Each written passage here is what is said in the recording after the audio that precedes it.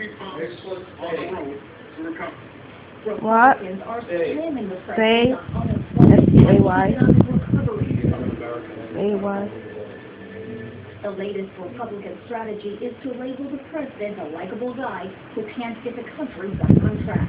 In Washington, Tara Merchner, Wink News Now. The Romney campaign says they raised $100 million in August in campaign contributions. Romney holds a huge lead in fundraising over President Obama. The 3,600-acre wildfire in Southern California's Andros National Forest could burn for more than a week before firefighters can get it under control. Fire sparked Sunday afternoon, quickly grew. High temperatures and thick brush that haven't burned in decades are helping to fuel the flames there. No structures have burned. Firefighters, though, reported some minor injuries. 4 from each. One had a twisted ankle. Nobody was sent to the hospital. Firefighters near Boston are looking for a mother and her young daughter after their apartment building caught fire last night.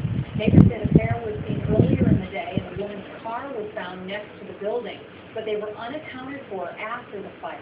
Firefighters did find the body in the rubble of the building, but have not said if it was an adult or a child.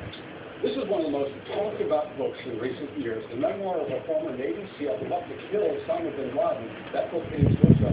Before it was even officially available, it earned the top spot on Amazon's bestseller list. But the first-hand account of bin Laden's death may spell trouble for the author. Gail Thompson is live in the studio this morning.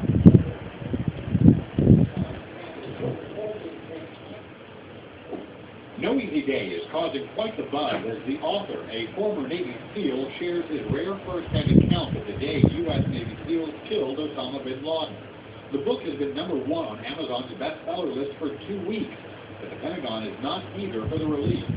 The military's top lawyer says they're considering legal action. We are very concerned that classified information may be contained in this book. In a Pentagon briefing today, Press Secretary George Little said the former SEAL, using the pen name Mark Owen, should have submitted his book for a pre-publication review. When you have special operations units that are reporting missions, there are tactics, techniques, and procedures, not to mention human life, that are in play.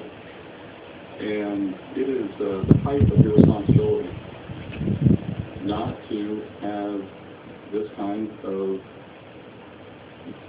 material checked for the possible disclosure of classified information.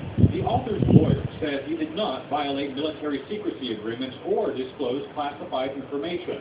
Whether or not the controversy launches into a court battle, the 336-page gutsy book is flying off the shelves, displacing Amazon's previous bestseller, 50 Shades of Grey, and there are no immediate plans to stop book sales. Sunday night on CBS 60 Minutes, Scott Kelly will have the full interview with the author. You can see that interview right here on Wink TV. Humanitarian workers want serious presidents to let more thousands of refugees flee into neighboring countries looking for help. President Bashar al-Assad met with members of the International Red Cross, saying the agency can expand its humanitarian operation as long as it remains claims victims aren't getting medical treatment or food fast enough. The United Nations Refugee Agency says more than 100,000 people fled to neighboring countries in just the last month. Meanwhile, at least 42 people are dead, 25 others hurt after a bus veered off the road and fell into a ravine in Morocco. This happened early this morning in a rural town near Marrakesh.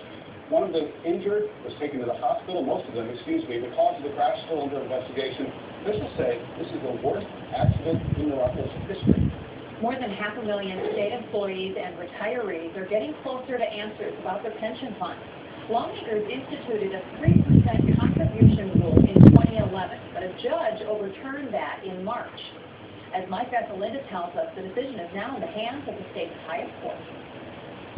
Tens of thousands of police officers, teachers, and state employees continue to have 3% taken out of each check as a contribution to their pensions, even though the law ordering it was ruled unconstitutional last March. The Florida Supreme Court will review the decision this week. At issue is this section of Florida law, which says the state has a contract to pay the full retirement costs of employees.